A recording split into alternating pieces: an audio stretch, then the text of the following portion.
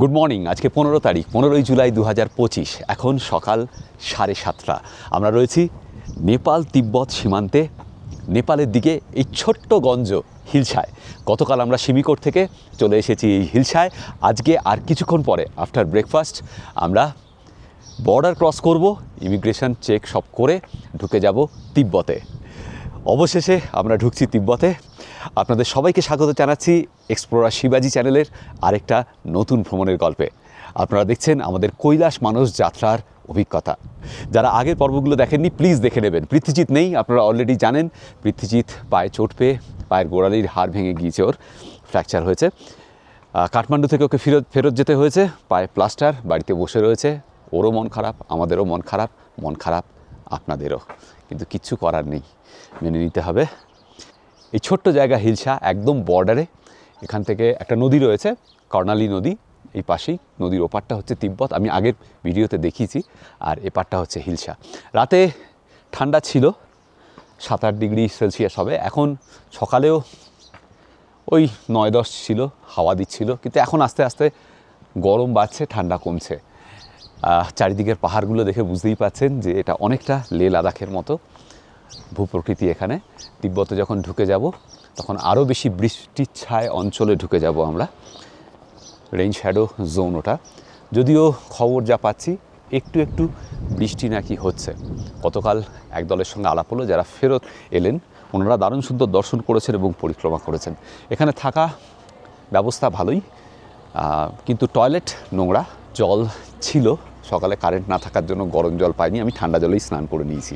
আমার আর রাজুর এসবে কোনো প্রবলেম নেই, কিন্তু অনেক মানুষের সমস্যা হয়েছে। তো যাই হোক, আবার কারেন্ট আসার পর গরম জল করে দিয়েছে এনারা। এখন ব্রেকফাস্ট করব, তারপর ডাক পড়লেই যেতে হবে ইমিগ্রেশনের জন্য। প্রথম স্লটের ব্রেকফাস্ট খতম, সেকেন্ড থার্ড। হ্যাঁ, আচ্ছা। এখন ঘড়িতে 11:15। ব্রেকফাস্টের পরে প্রায় 4 ঘন্টা হয়ে গিয়েছে। আমরা এখনও অপেক্ষা করছি। আরও কতক্ষণ অপেক্ষা করতে হবে জানি না। আসলে হয়েছে কি, আমাদের সঙ্গে আমাদের টিমে রয়েছে 6 জন প্লাস একজন 7 জন। 6 জন ইন্ডিয়ান পাসপোর্ট হোল্ডার আর একজন হচ্ছেন এনআরআই, ইউএস পাসপোর্ট হোল্ডার। তো আমাদের টিমে তো এই 7 জন, আমাদের সব কিছু হয়ে গেছে। কিন্তু ওই যে সপ্তম যে মহিলা রয়েছেন, যিনি আমাদের সঙ্গে এনআরআই, তার পাসপোর্ট এখনও এসে পৌঁছায়নি। তার পাসপোর্ট পাঠানো হয়েছে, গতকাল নেপালগঞ্জে এসেছে। আজকে সকালে নেপালগঞ্জ থেকে প্লেনে সেটা হিলছায় সিমিকোট এসেছে। সিমিকোট থেকে আবার হেলিকপ্টার এখানে আসবে, তারপর আমরা রওনা দেবো। এবং আমাদের সঙ্গে আরও একটা গ্রুপ রয়েছে 44 জনের, পুনে থেকে এসেছেন তারা। তাদেরও বোধহয় 2 জন না 3 জনের পাসপোর্ট এখনও এসে পৌঁছায়নি। তো এই হচ্ছে সিচুয়েশন। আমরা অপেক্ষা করছি। যতক্ষণ না এনাদের সবার পাসপোর্ট এসে পৌঁছাবে ততক্ষণ অবধি আমাদের কিছু করার নেই, অপেক্ষা ছাড়া। গত ভিডিওতে আপনাদের সঙ্গে শেয়ার করেছিলাম যে এখানে মোবাইল ফোন খুব ইমিগ্রেশনের সময় চেক করেন চাইনিজ অফিসাররা। তো সেই জন্য মোবাইল ফোনে কী ছবি থাকা উচিত নয় সেগুলো আমি গত ভিডিওতে বলেছিলাম, এই ভিডিওতেও বলবো। প্র্যাকটিক্যালি আমি বর্ডারটা পেরিয়ে যাই, আমার কি অভিজ্ঞতা হয় বর্ডার পেরোনোর সময়, সে সব কিছু আপনাদের সঙ্গে এই ভিডিওতেই শেয়ার করব। আগে বর্ডারটা পেরোই, তারপর বলছি সব কিছুই। তো এই হচ্ছে পরিস্থিতি, অপেক্ষা ছাড়া আপাতত কোনো কিছু করার নেই। সিমিকোট থেকে আজকে প্রচুর মানুষ হেলিকপ্টারে এসেছেন, আমরা সকাল থেকে আওয়াজ পাচ্ছি।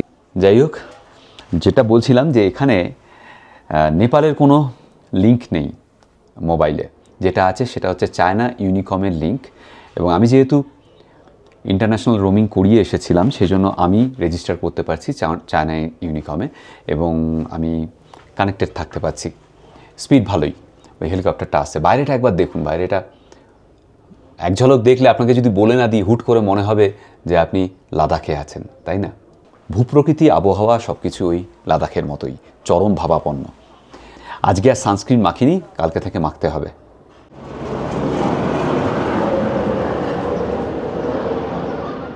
পেম্বা হচ্ছে আমাদের গাইড। পেম্বা বলছে ওপাশ থেকে গাইড আসবে, তারপর আমরা যাব।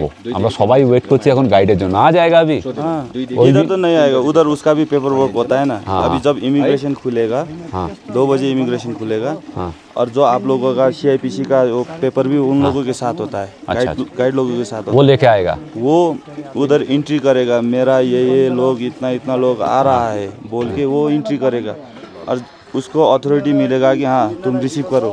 अच्छा, तभी वो इधर बॉर्डर तक आएगा। और वो रिसीव करके आपका ओरिजिनल जो वीज़ा है हाँ वो उसके हाथ में होगा। वो चाइनीज़ गाइड वो लेके जाएगा, इमिग्रेशन ऑफिसर को दिखा के उसके बाद एक करके आप लोगों को लेके जाएगा। पासपोर्ट चेक करके अंदर करेगा। तो अभी इमिग्रेशन ऑफिस में लंच हो रहा है, हाँ 2 बजे खुलेगा सर। 2 बजे खुलेगा चाइना टाइम। चाइना टाइम, हाँ चाइना टाइम 2 बजे। अभी ये 1:36 हो रहा है और आधा घंटा है। और उसके बाद जो चाइनीज़ गाइड का पेपर वर्क भी होता है ना हाँ सर, ठीक है। थोड़ा तो टाइम आज तकलाकोट पहुंच जाएंगे ना? आज तो 100% सर। ठीक है, पहुंच जाए तो ठीक है, कोई बात नहीं। देखिए आपका पूछे तो मेरा सर दूसरा का समझते जाने का इच्छा ही नहीं। नहीं दूसरा का समझते समझते ये मैं पागल हो गया। मैं पागल हो गया। পেম্বা যা এফোর্ট দিয়েছে দুদিন ধরে, মানে ভাবা যায় না। ও এত লোককে সামলাচ্ছে একা। Thank you so much. नहीं आपने बहुत अच्छा। यूट्यूब पर दिखोगे अब आप। हाँ यूट्यूब हाँ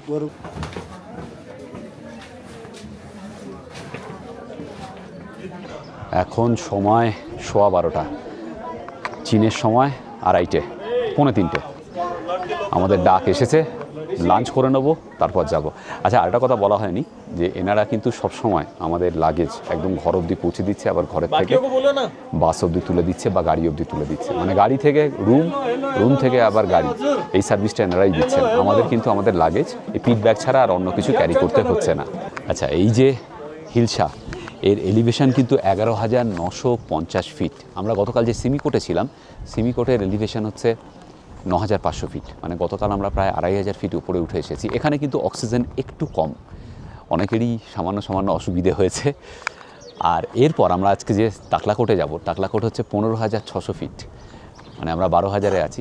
3,600 650, মানে প্রায় 4,500 ফিট আমরা আজকে উঠে যাব তাকলাকোটে। মানস সরোবর আর তাকলাকোট একই এলিভেশনে রয়েছে। মানস সরোবরও 15,600 ফিটেই। ডাল, পাঁপড়, একটা শাক আর রুটি, ভাতও রয়েছে। আমরা ভাত নিইনি, ও রাজু নিয়েছে ভাত।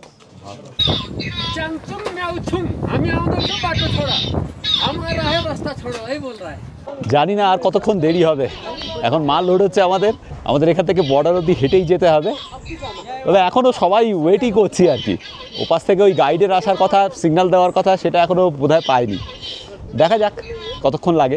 আচ্ছা আরেকটা কথা বলি, এটা বর্ডারের গ্রাম, এখানে সমস্ত জিনিসপত্র সবই ওপারের।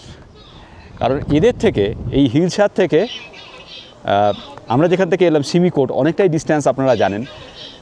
সিমিকোট থেকে হেলিকপ্টারে শুধু যাত্রীরাই আসে, আর তাদের মালপত্র জিনিসপত্র আনার কোনো প্রশ্নই নেই। এখানে বাড়িঘরদোর যে তৈরি হয়েছে, তার যে জানালার যে গ্রিল থেকে শুরু করে, অ্যালুমিনিয়াম চ্যানেল থেকে শুরু করে সব কিছুই ওপার থেকে এসেছে। আর দৈনন্দিন যে আনাজপাতি সব কিছুই এরা ওপার থেকেই নিয়ে আসে। এটা এখানে লোকেদের সঙ্গে কথা বলে জানলাম। এখানে অনেকগুলো হোমস্টে রয়েছে, মানে এই টাইপের ধর্মশালা টাইপের হোটেল রয়েছে। 2-3টে ছোট ছোট দোকান আছে, তাতে ওই বিস্কুট, চকলেট, ম্যাগি এসব পাওয়া যাচ্ছে, তার বেশি আর কিছু নেই। কোনো ক্যাফে বা রেস্তোরাঁও কিন্তু নেই এখানে। এই একটা দোকান, ছোট্ট দোকান, ওই দেখুন ম্যাগি পাওয়া যাচ্ছে, কাপ নুডলস আছে, এগুলো সবই চাইনিজ। এই যে পার্লেজি রয়েছে আমাদের, আর টপ বিস্কুট রয়েছে পার্লের। আমাদের মালপত্র তো চলে গেল, এখন দেখি আমাদের কখন ডাক আসে। মানে অপেক্ষা করতে করতে করতে করতে সেই 7 তারিখ থেকে আজকে হচ্ছে 15 তারিখ, আমরা এখনও তিব্বতে প্রবেশ করতে পারিনি। সব ঠিকঠাক থাকলে আর কিছুক্ষণের মধ্যেই, জানি না আজকে আশা আছে কিছুক্ষণের মধ্যেই বলে লাভ নেই, কিন্তু আমাদের হাসি মলিন হচ্ছে না। আমরা ধৈর্য নিয়ে বাবার নাম নিয়ে আছি, যখন হবে হবে, যাবো তো বটেই। শুধু আমরা না, সবাই। হ্যাঁ সবাই, কারো মনেই কিন্তু কোনো রাগ নেই, কোনো ক্ষোভ নেই, সবাই আছে আপন আনন্দে। কখনো কীর্তন করছে, হাসছে, কথা বলছে, খাবার খাচ্ছে, সবাই আছে, আনন্দেই আছে, মাতোয়ারা। এটাই হওয়া উচিত তীর্থযাত্রায়। চীনের টাইম 3:33 মিনিট, রওনা দিলাম আমরা। এখান থেকে বর্ডার অবধি আমাদের হেঁটেই যেতে হবে। মালগুলো তো গাড়িতে নিয়ে গেছে, দেখালামই একটুখানি। এখন আর ক্যামেরা অন রাখতে পারবো না। বর্ডারটা কীরকম দেখতে সেটা দেখাতে পারবো না, জাস্ট একটা বিল্ডিং রয়েছে নদীর ওপারে। তবে আমাদের গাইড পেম্বা একটা কথা বললো যে ফেরার সময় তুমি ছবি তুলো, তাতে তখন কিছু অসুবিধা হবে না এই পাশে এসে। আপাতত আমাদের ক্যামেরা, মোবাইল সব কিছু চেক করবে, তো ছবি তুলতে পারবো না আর। যতক্ষণ অবধি না দেখা যাচ্ছে ওই ইমিগ্রেশন বিল্ডিং, ততক্ষণ অবধি দেখাবো আপনাদের। এই খেলাটা ছোটোবেলায় আমরা খুব খেলতাম। আমরা কি করতাম, সুপারি বা তাল গাছের ওই পাতার যে নিয়ে খোলটা, তার মধ্যে একজন বসতাম আর একজন টানতো। এখানে এলে সানস্ক্রিন, টুপি, সানগ্লাস মাস্ট। লে লাদাখে গেলেও তাই। এগুলো কিন্তু একেবারেই ভুলবেন না। পেম্বা বললো এখানে একটা ঝোলনা ব্রিজ আছে, ওই অবধি আমি নিতে পারি। এটাকে বলে নেপাল চায়না ফ্রেন্ডশিপ ব্রিজ বা মিতেরি ব্রিজ। এখানে মৈত্রীকে বলে মিতেরি। ওর ওপর দিয়ে আমরা কর্ণালী নদী পেরুবো। এটা হচ্ছে নেপাল প্রহরী বল, নেপালের সশস্ত্র প্রহরী বলের আউটপোস্ট। আর এই হচ্ছে ফ্রেন্ডশিপ ব্রিজ। এটা পেরিয়ে আমরা বাদিকে যাব। বাদিকে ওদের ইমিগ্রেশন অফিস। আমি বাদিকটা দেখাবো না, ডান দিকটা দেখাতে পারবো।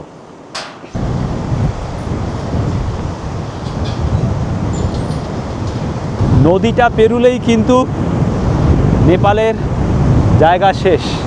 কার্যত এখন নদীর ওপরে আছি আমরা, মানে নোম্যান্স ল্যান্ডে আছি। তিব্বত আর জাস্ট 50-60 ফিট আমাদের থেকে। আচ্ছা, একটু আগে আমি বললাম ব্রিজটা পেরিয়ে এলেই তিব্বত, আসলে তা নয়। এখনও আমরা নেপালের ল্যান্ডেই রয়েছি। সামনে গেটটা পেরুলে তারপরে তিব্বতে ঢুকবো। মানে পাহাড়ের ওপর দিয়ে কাঁটাতারও দেওয়া রয়েছে, ওটাই সীমানা। সবাই এখানে ওয়েট করছে। পেছনের গেটে আমাদের গাইড ডাকলে পরে, সেই গাইড তিব্বতের গাইড, তিনি এসে ডাকলে পরে আমরা ঢুকবো গেট দিয়ে। সামনেই গেট, ওই গেট দিয়ে ঢুকে ইমিগ্রেশন অফিস। আমি ওদিকে আর ক্যামেরা করতে পারবো না। ইমিগ্রেশনের অভিজ্ঞতা কি হলো সমস্ত কিছু আমি ইমিগ্রেশন চেকিং পেরিয়ে ওপাশে গিয়ে আপনাদের সঙ্গে শেয়ার করছি। আপাতত ক্যামেরা বন্ধ করছি। এখন নেপালি সময় 4:05। ইমিগ্রেশন, সিকিউরিটি চেক সব কিছু হয়ে গেছে। চীনের সময় 6:21। আমার তো সব কিছু স্মুথ হয়েছে। আমার মোবাইলটা না জাস্ট 15 সেকেন্ড দেখেছে। রাজু, তোমারটা? আমারটা 10 মিনিট তো দেখেছি। আমাকে দেখে কি মনে হয়েছে? হ্যাঁ, আমাকে দেখে জাস্ট মনে হয়েছে বোধহয় যে এ নির্ভেজাল ছেলে। 15 সেকেন্ড দেখেই ফেরত দিয়ে দিয়েছে। তবে আমার আইফোনটা দেখেছে আর অন্য মোবাইলটা দেখেইনি। তাহলে আমাকে দেখে মনে হলো হ্যাঁ, মানে তোমাকে ভেজাল ছেলে। ও নির্ভেজাল, মানে ব্যাপারটা ওরা ঠিক বোঝেনি। হ্যাঁ, পৃথ্বী এলে কী হতো, এটাই হচ্ছে কথা। সেই অভিজ্ঞতা তো আর আপনাদের সামনে তুলে ধরা হলো না, মানে তুলে ধরা গেল না। যাই হোক, সব কিছু স্মুথলি হয়ে গেছে। বেশিক্ষণ সময় লাগেনি। পুরো ব্যাপারটা বিস্তারিতভাবে আমি বলছি আপনাদের।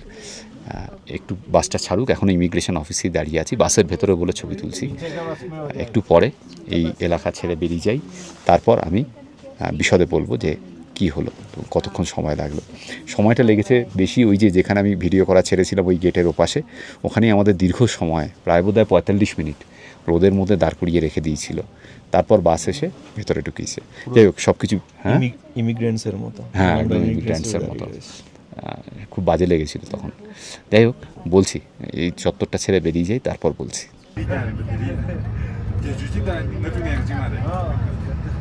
4:34 নেপালি সময় আর 7:04 হচ্ছে তিব্বতের সময়।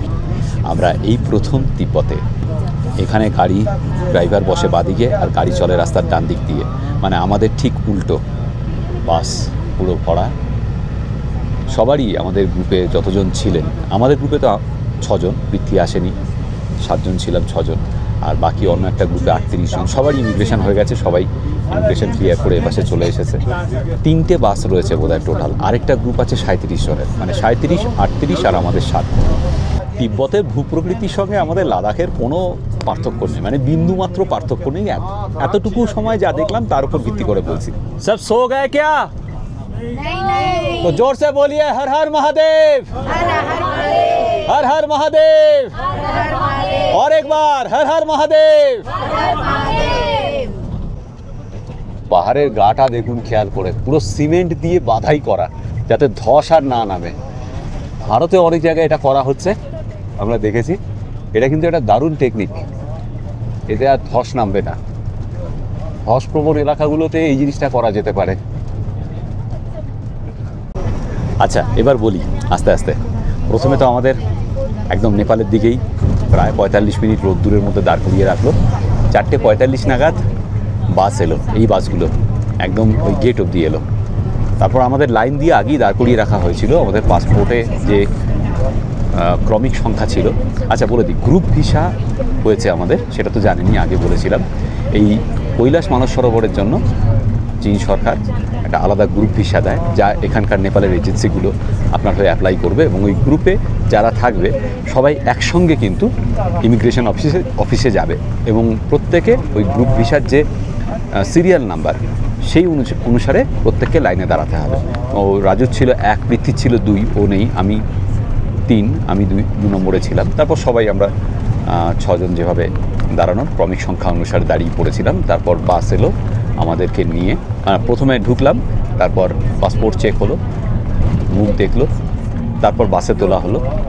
এপারে মানে তিব্বতের দিকে আমাদের যে গাইড, তিনি আমাদের ইনস্ট্রাকশন দিলেন। ওপারের গাইড যিনি ছিল পেম্বা, সে আমাদের এর হাতে তুলে দিল। তারপর বাসটা জাস্ট একটুখানি ধরে নিন এই 250 মিটার, 200 থেকে 250 মিটার গেলে পরেই ইমিগ্রেশন অফিসে এসে আমাদের নামিয়ে দিল। একটা গাড়িতে আমাদের লাগেজগুলো নিয়ে আসা হয়েছিল, আলাদা একটা গাড়িতে। সেই লাগেজগুলো সব নামানো হলো।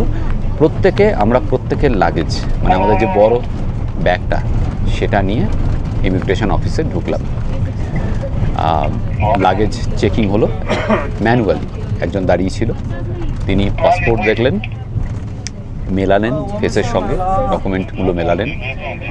তারপর ওই বড় ব্যাগটা, সেটা খুলে ভেতরটা দেখলো, আমার পিট ব্যাগ দেখলো, যার মধ্যে ল্যাপটপ, হার্ড ড্রাইভ এগুলো রয়েছে, আর বললো মোবাইল।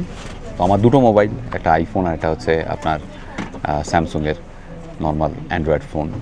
তো আমি ওই অ্যান্ড্রয়েড ফোনটা ব্যাগের মধ্যে রেখেছিলাম, আইফোনটাকে দিলাম।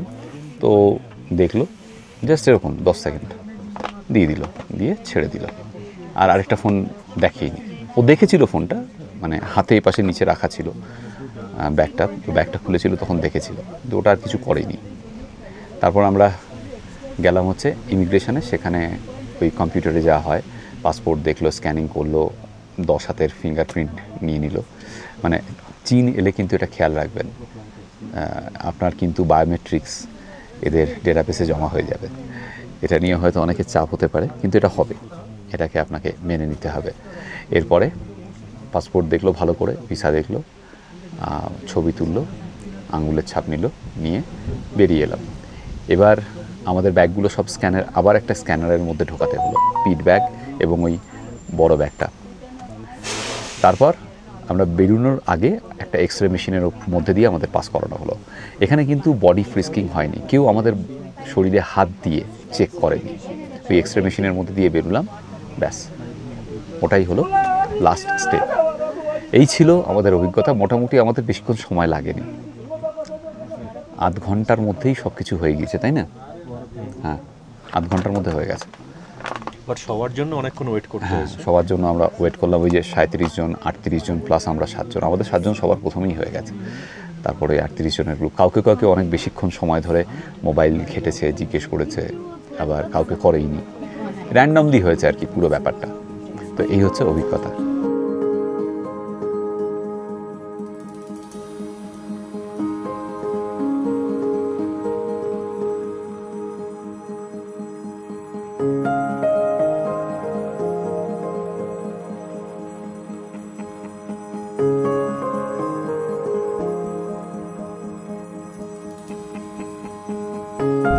অনবদ্য ল্যান্ডস্কেপ,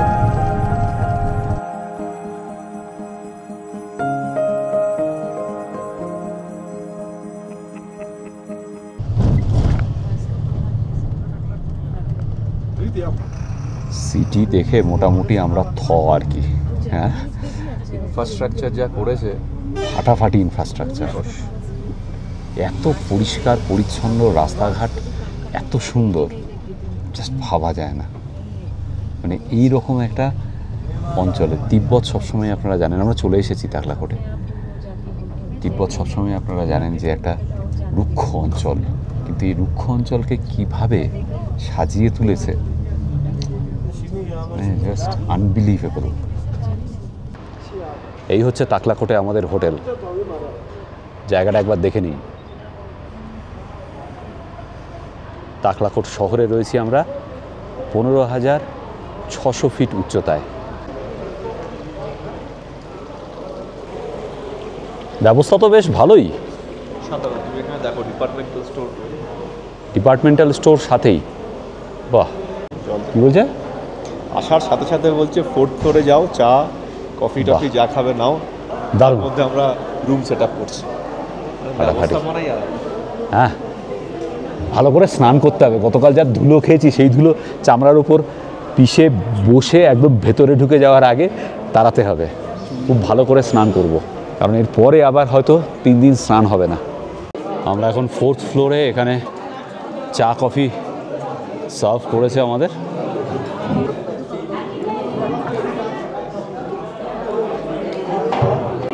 চা কফি বিস্কুট সব কিছুই পর্যাপ্ত পরিমাণে রয়েছে। আচ্ছা, আমি টুপিটা খুলছি না, কারণ হচ্ছে টুপিটা দিলে বইতে হবে, একেবারে ঘরে ঢুকে খুলবো। বাইরেটা একবার দেখাবো আপনাদের, 4 তলা থেকে কীরকম লাগছে তাকলাকোট।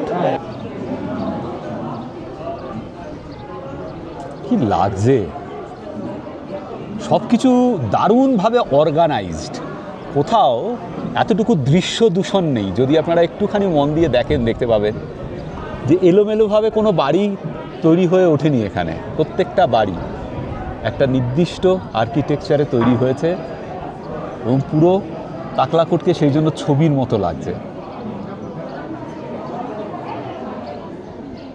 মেন রাস্তায় কোনো নোংরা নেই, কিন্তু এই যে গলির সাইডে সাইডে একটু একটু নোংরা আছে। আমরা নিচে যাব, দেখবো ক্ষণ। আপাতত ঘরে ঢুকতে হবে, স্নান করতে হবে। আচ্ছা, এখানে আমাদের নিজেদের কূপ রয়েছে, শাক সবজি এখান থেকে কেনা হচ্ছে, কিন্তু চাল আটা এগুলো নিয়ে আসা হয়েছে। যারা কুক এসেছেন আমাদের সঙ্গে তারাই কিন্তু রান্না করবেন, পিওর ভেজ রান্না। এখানে হোটেল থেকে কিন্তু রান্না খাবার নেওয়া হচ্ছে না। এটা যতগুলো ট্যুর এজেন্ট রয়েছে নেপালে সবাই এটা মেনটেন করেন। সুতরাং 100% গ্যারান্টেড ভেজ খাবার পাবেন, এ ব্যাপারে কোনো সন্দেহ নেই। আস্তে আস্তে সন্ধে নামছে, স্থানীয় সময় এখন 8:30 বাজে। বাইরে এই রকম। তাকলাকোটের কিন্তু সাংঘাতিক ঐতিহাসিক সিগনিফিক্যান্স রয়েছে। শুধু ঐতিহাসিক নয়, কালচারাল এবং বিজনেস হাব হিসেবেও এটা সমাধিক একটা প্রসিদ্ধ শহর ছিল মধ্যযুগে। 10ম থেকে 15 শতক অবধি এই জায়গায় ছিল পুরাং কিংডম, এবং সেই পুরাং কিংডমের ক্যাপিটাল ছিল এই জায়গাটা। এই জায়গার তাকলাকোটের আরেকটা নাম হচ্ছে সেই জন্য পুরাং। এখনও অনেকে একে পুরাং বলে, PURANG। 1841 সালে এখানে একটা বিখ্যাত যুদ্ধ হয়েছিল, সাংঘাতিক যুদ্ধ হয়েছিল।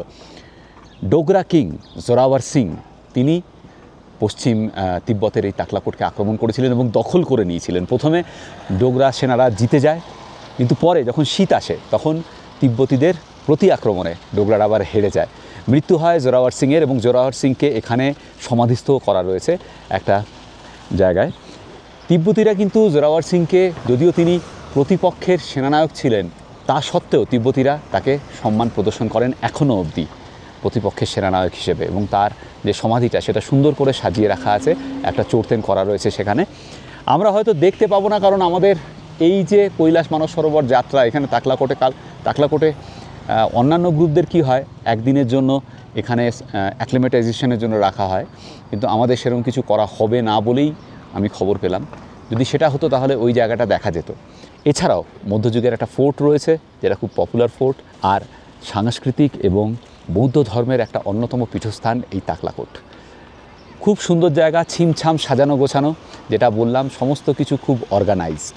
প্রচুর দোকান বাজার, মল, বার, রেস্তোরাঁ এসব কিছু রয়েছে এখানে পুরাঙে। যে দুর্গটার কথা বললাম না, সেটা হচ্ছে তেগলা ফোর্ট, ওই পুরাং কিংডমের রাজারাই তৈরি করেছিলেন। চলো রাজু, একটু পরিষ্কার পরিচ্ছন্ন হওয়া যাক, স্নান টান করি। শুধু ইনফ্রাস্ট্রাকচার দেখছি, মানে এত সুন্দর করে, বারবার এই একটাই কথা বলছি, এত সুন্দর অর্গানাইজড, কোনো কিছু মনে হচ্ছে না যে অড, সব কিছুই খুব সামঞ্জস্যপূর্ণ, অর্গানাইজড। আর যথেষ্ট দামি দামি গাড়ি। হ্যাঁ, মানে রাস্তায় যথেষ্ট দামি দামি গাড়ি, মানে বোঝা যাচ্ছে যে এখানে মানুষজন বেশ সচ্ছল, বেশ মানে কি ভালোই সচ্ছল। আস্তে আস্তে আমরা দেখছিলাম নদীর জলে প্রচুর পরিমাণে চাষাবাদ হচ্ছে, এবং হাইড্রো ইলেকট্রিক পাওয়ার স্টেশন অনেকগুলো রয়েছে। এই তাকলাকোট মানে পুরাঙের সম্পূর্ণ বিদ্যুতের চাহিদা মেটাচ্ছে এই জলবিদ্যুৎ প্রকল্পগুলো, যেগুলো এই নদীর ওপর তৈরি করা হয়েছে। লাগেজ ওনারা নিয়ে যাবেন, কিন্তু আমাকে বলল এখানকার যে গাইড যে তোমরা যদি পারো নিয়ে যাও, কারণ ওদের পোর্টার যখন গিয়ে লাগেজ ঘরে পৌঁছাবে তখন হয়তো অনেক দেরি হয়ে যাবে, তাই আমরা লাগেজ নিজেরাই নিয়ে যাচ্ছি।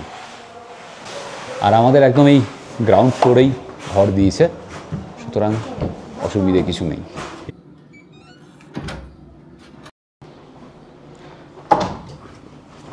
চলো, ঘরের ওয়াইফাই হচ্ছে 8টা 8।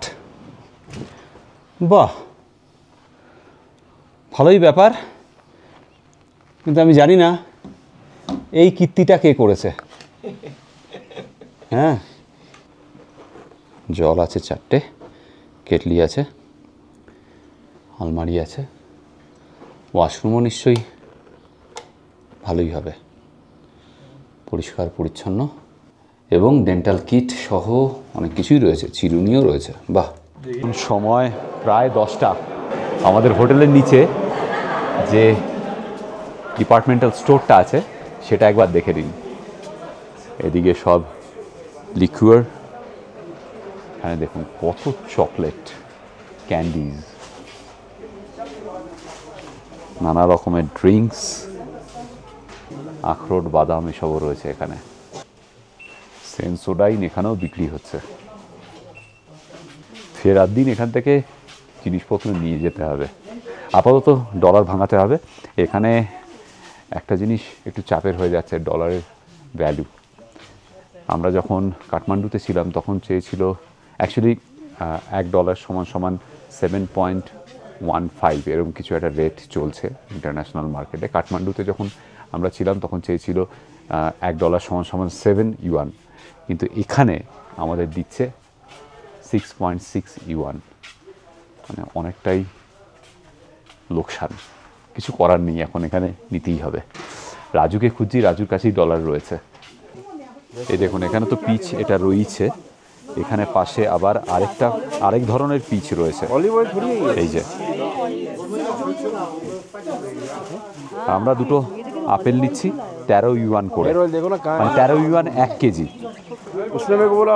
দুটো কতটা হবে দেখা যাক। এখানে রেট দিল ওটাই যেটা বললাম, 6.6 ইউয়ান পার ডলারে।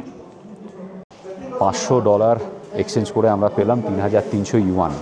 আচ্ছা, ভারতীয় মুদ্রার সঙ্গে এক্সচেঞ্জ রেটটা বলে দিই, সেটা হচ্ছে 12 টাকায় অ্যাপ্রক্সিমেটলি 1 ইউয়ান। 1 ইউয়ান = আমাদের 12 টাকা। এখানে একটা সমস্যা আছে যেটা আমি ফেস করেছিলাম আমার ডলার কেনার সময়, সেটা হচ্ছে ডলার যে কোনো এজেন্টের থেকে কিনতে গেলে কলকাতায় আপনার পাসপোর্ট লাগবে, ট্রাভেল টিকিট লাগবে এবং ভিসা লাগবে। ট্রাভেল টিকিটটা আবার রিটার্ন ট্রাভেল টিকিট লাগে কিছু কিছু এজেন্টের, তো এটা একটা সমস্যা। ভিসাটা এখানে যেহেতু গ্রুপ ভিসা, তো গ্রুপ ভিসাটা আমি পাঠিয়েছিলাম, যাওয়ার আসার টিকিট কাঠমান্ডুতে পাঠিয়েছিলাম। এবার নেপালের তো আর ভিসা হয় না, এটা হচ্ছে আপনার তিব্বতের ভিসা, আর যাচ্ছি আমি কাঠমান্ডু। এটা নিয়ে আমাকে দুটো এজেন্ট না রিজেক্ট করে দিল, বললাম আমরা দিতে পারবো না, কারণ আপনি যাচ্ছেন কাঠমান্ডু, চাইছেন ইউয়ান। আমি বললাম কাঠমান্ডু থেকে তো আমি যাবো তিব্বত, মানে মানস সরোবর কৈলাস, তার গ্রুপ ভিসা রয়েছে, কারণ ওখান থেকে তো বাই রোড যাবো। তো এটা না ওরা কিছুতেই মানতে পারছে না। তারপর একজন দিয়েছে আমাকে, তো দুজন এজেন্ট আমাকে রিজেক্ট করেছে, ডিনাই করেছে যে দিতে পারবো না। তো এখানে কিভাবে এই প্রবলেমের সলভ হবে সেটা আমার জানা নেই।